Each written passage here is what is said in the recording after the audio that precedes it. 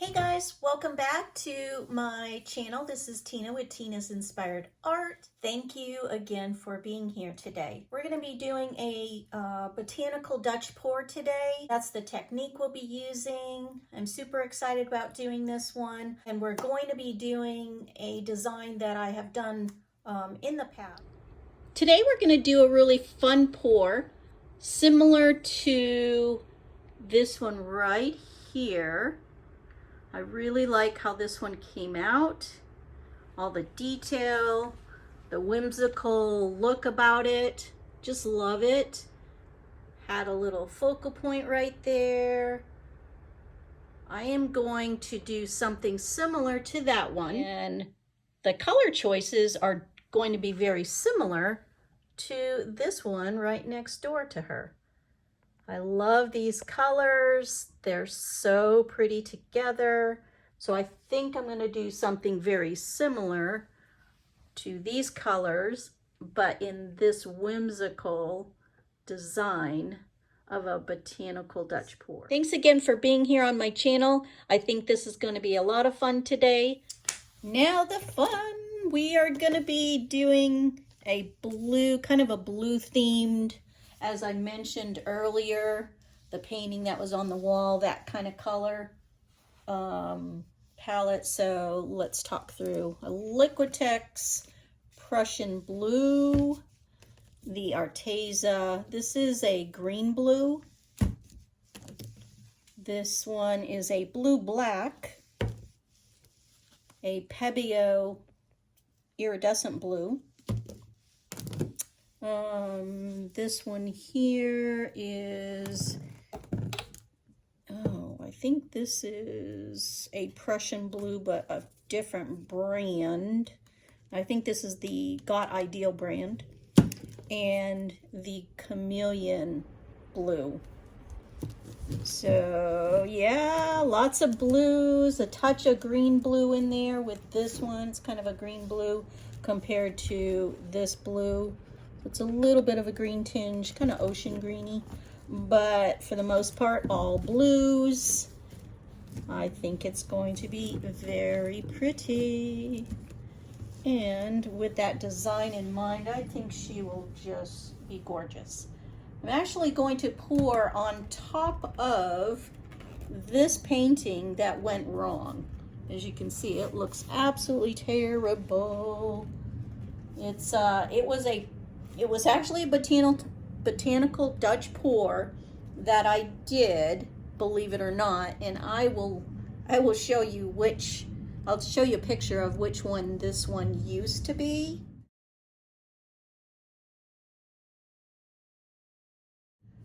But something happened where I bumped it and I stuck something in it accidentally. I tried to fix it, then I tried to move it and tilt it, and I thought, oh, why don't I just tilt it and see what happens? So I was just tilting and tilting, actually having a little fun with it. I did let it dry. I didn't want to scrape it. And this is the way it turned out. It does have a lot of shimmer in it, but oh my goodness, I don't like it, so I'm going to pour over this puppy right here. So, we're going to get right into it. I'm going to flood my canvas with my PPG house interior paint. We'll come back and we'll talk through the color palette. So hang tight, guys. We'll be right back. It's very important that you do level your canvas.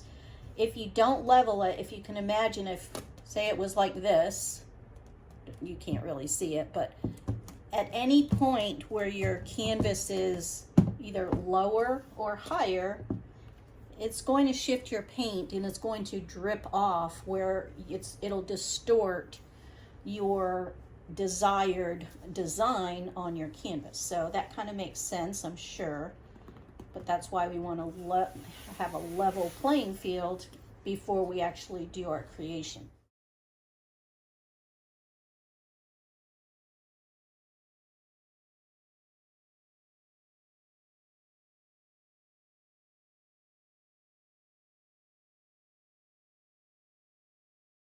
Starting off with this nice Prussian blue, I'm going to lay out my design. I have a little focal point about right there. And I want to have one coming down like that.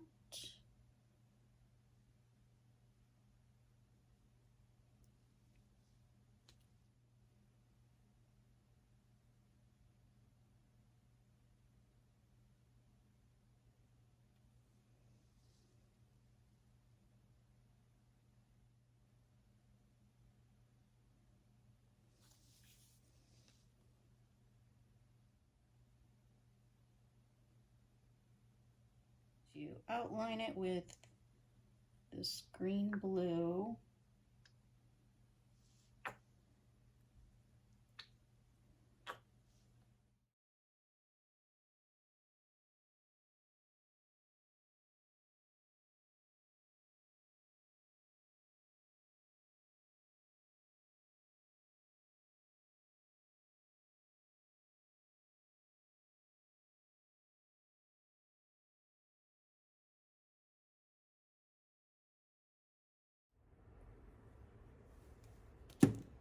And then I'm going to layer it on top with this lighter chameleon blue.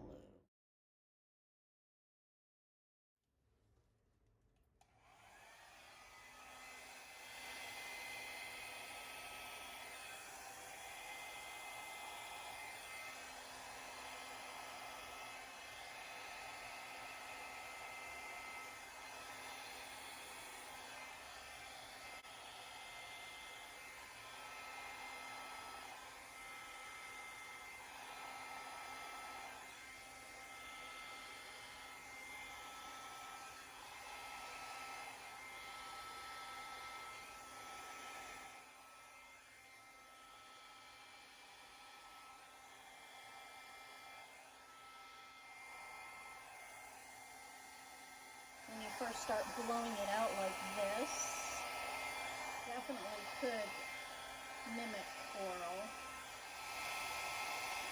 to make it the botanical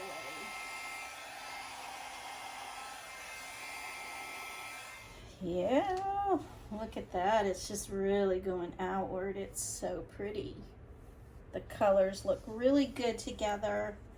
They're not quite exactly the same as those colors that I was hoping for. I think we're about ready to get started. I am going to put a nice focal point right here.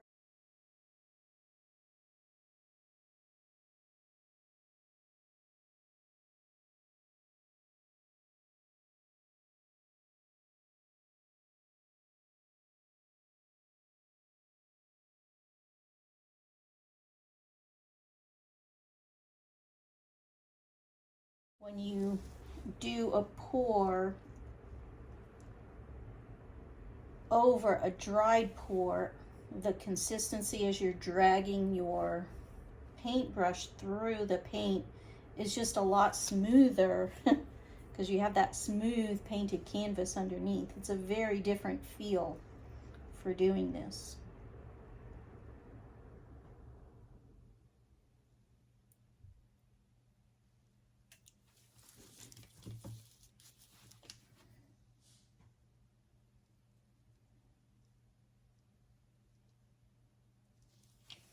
Earlier today, man, I was busy bee.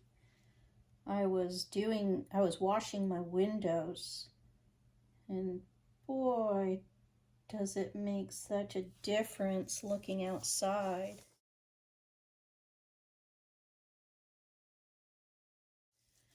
Oh my goodness, it looks, I've been wanting to do it for so long, and I am so glad I did it.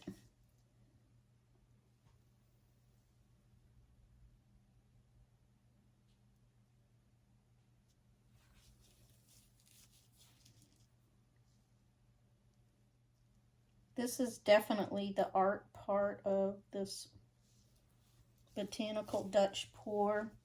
You really need to focus on how these all come together.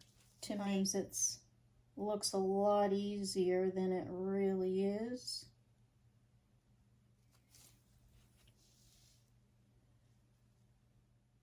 Got some cells popping up here and there that are actually looking really, really pretty.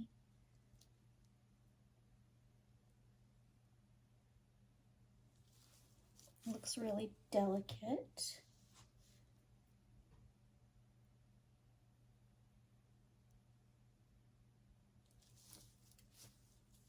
I think with where I'm at right now, I'm going to put you on a fast forward, but I'll take you back down for a very close up to see how stunning she really, really is.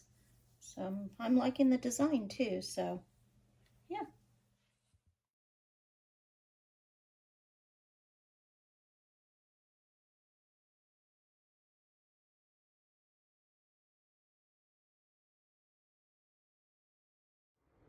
All right, guys, we just finished this one.